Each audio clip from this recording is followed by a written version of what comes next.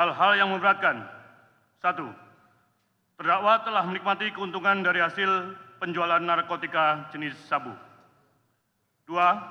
Terdakwa merupakan anggota Kepolisian Republik Indonesia dengan jabatan Kepala Polisi Daerah Provinsi Sumatera Barat, di mana sebagai seorang penegak hukum, terlebih dengan tingkat jabatan Kapolda, seharusnya terdakwa menjadi garda terdepan dalam memberantas peredaran gelap narkotika.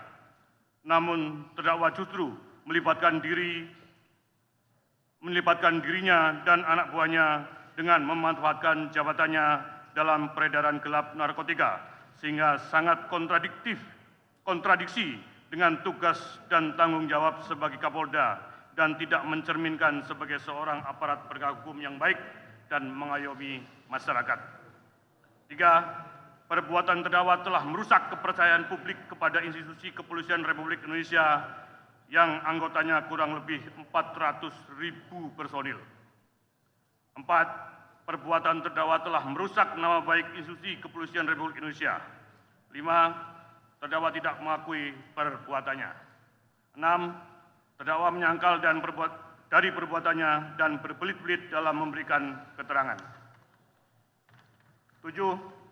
Perbuatan terdakwa sebagai Kapolda telah mengkhianati perintah Presiden dalam penegakan hukum dan pemberantasan peredaran gelap narkotika.